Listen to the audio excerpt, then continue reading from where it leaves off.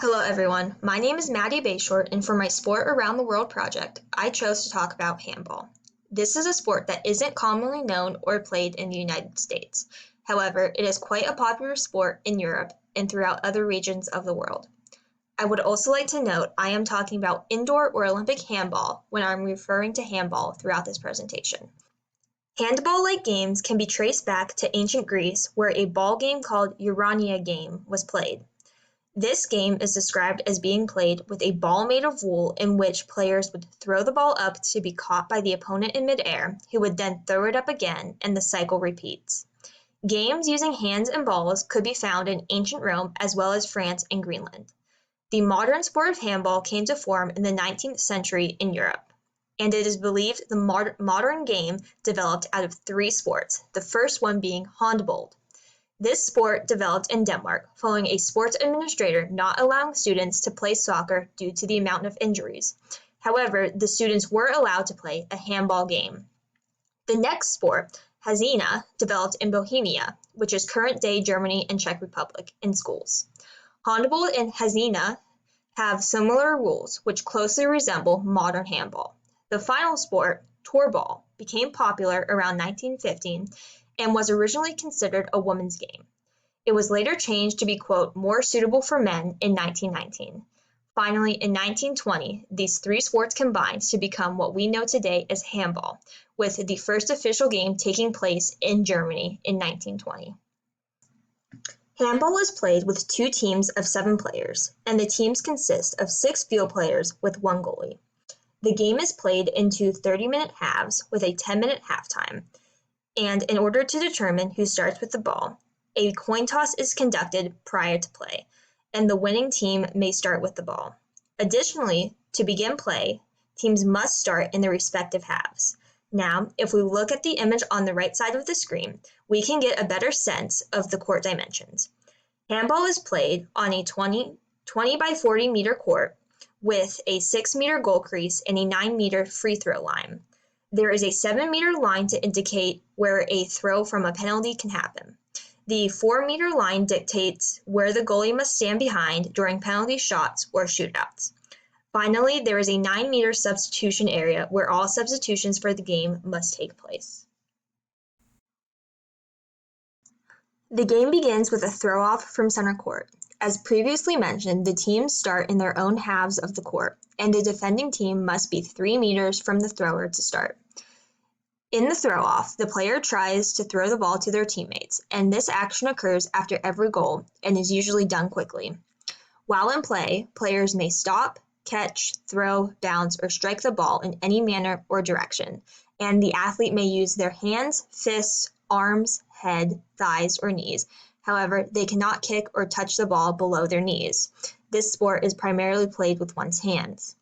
Additionally, players in possession of the ball may only stand stationary for 3 seconds before shooting, passing, or dribbling the ball. These are the rules for offensive players. Defensive players try to stop the offensive team from scoring through any legal manner. The defensive team cannot hold, hit, push, or trip an offensive player in an attempt to disrupt play. Doing so usually results in either a free throw or a penalty shot. Additionally, it should be noted only the goalie is allowed to step into the goal crease, and if a field player enters the crease, it results in a turnover, free throw, or penalty shot. However, field players are allowed to jump into the goal crease as long as they take off behind the goal crease mark and they release the ball before they land. At the international level, the sport of handball is overseen by the International Handball Federation, or the IHF. There are 209 national federation members. However, in order for nations to become members of the IHF, they must first join one of the 6 regional confederations. These confederations are Africa, Asia, Europe, North America and the Caribbean, Oceania, and finally South and Central America. Each nation that is a member of the International Handball Federation has their own national governing body. For example, British Handball is the national governing body of handball in Great Britain, and USA Team Handball is the national governing body in the United States. It is difficult to find exact numbers of athletes participating in handball by country or region. According to the International Handball Federation, there are roughly 27 million athletes partaking in handball. The sport is also most popular in Europe currently, where most of the successful nations play out of. However, the IHF is taking steps to help grow the game around the world. The IHF has launched a comprehensive training and education program for physical education teachers. This program started in 2001 and has been successful. As of 2019, there were more than 5 million children playing handball, and the goal is for this number to increase in the next years and for these children to continue playing into adulthood. Some numbers by region I was able to find were related to the IHF Intercontinental Trophy. It needs to be noted that this is a tournament typically played by emerging nations, so that is why Africa and Asia have the largest numbers of players and teams. These two graphs also help to show that handball is growing in popularity. This sport is expanding into regions that are developing, and the sport will continue to grow as these nations grow. The Intercontinental Trophy and the actions taken by the IHF are continuing to grow the sport of handball around the world. Handball is classified as a high-intensity body contact sport, which demands high levels of aerobic and anaerobic fitness. Therefore, athletes need to be proficient in several physical categories. One area athletes in handball must excel at is their technical skills and tactics. This is the mental aspect of the game.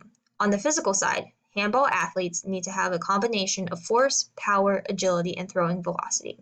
Force and throwing velocity go together, as the force the limbs of athletes can produce create a greater throwing velocity. Power and agility help the athlete move quickly on the court, allowing them to make the various plays needed. Finally, the exact combination of these skills varies depending on the position the athlete plays. The largest event handball is a part of is the Olympic Games. Handball was first played for men at the 1972 Munich Summer Games, and the sport entered the Olympics for women in 1976 in Montreal. Handball is also played at the Youth Olympic Games. The sport was played at the inaugural Youth Games in 2010 and has been played since. The largest events the International Handball Federation hosts are the Men's and Women's World Championships. The first Men's World Championship was organized in 1938, but it wasn't until 1954 where the tournament started being played regularly every 2 years. The women's version of the tournament was first established in 1957 and has been played regularly every 2 years with minimal delays. The Intercontinental Trophy is played every 2 years among emerging nations in the under-21 and under-19 categories and has been played since 2011. Additionally, this event is played for both men and women. Handball does not receive a lot of media coverage, specifically in countries it is not popular in. So most of the media coverage of handball around the world takes place during the Olympics. However, media coverage has started to increase for the sport. Let's look at the media statistics for the 2019 Men's World Championship, which was held in Denmark and Germany. There were 900,000 in-person spectators, and the tournament brought a cumulative 2 billion spectators through their global television audience. The tournament had 6,186 hours of broadcast time and had a total media value of 222 million euros. Media coverage for handball is beginning to increase, so it is reasonable to suggest these numbers will continue to grow. The International Handball Federation has 4 official partners for team handball. The official IHF partners include Gertflor, Hummel, Sport5, and Molten. Along with these sponsors, the IHF offers opportunities for other sponsors during their various events. These advertising spaces include various spaces throughout the arena hosting the event and advertising on sportswear. One of the 2 options given to sponsors by the International Handball Federation is advertising space within the arena. The IHF works with the organizing committees of every World Championship tournament to provide opportunities for companies to be visible within the playing area. The areas offered by the IHF include the goal, which is the red area in the picture on the right side of the screen, the goal area, which is the dark blue semicircles next to the red goals, the half court, and the center circle finish out the on-court area. The remaining areas are outside the field of play, which include fixed advertising boards at the end of the court, corner boards, and rotating LED boards around the court. Another option for sponsors is areas on sportswear. The IHF's selling point for this advertising area is allowing brands to be imprinted onto unforgettable moments. The International Handball Federation offers potential sponsors several areas during the World Championship tournaments. The various areas include the outside of the player sleeves, as depicted on the bottom left image, the referee jerseys, as depicted in the bottom center image, and the referee sleeves, as depicted in the bottom right image.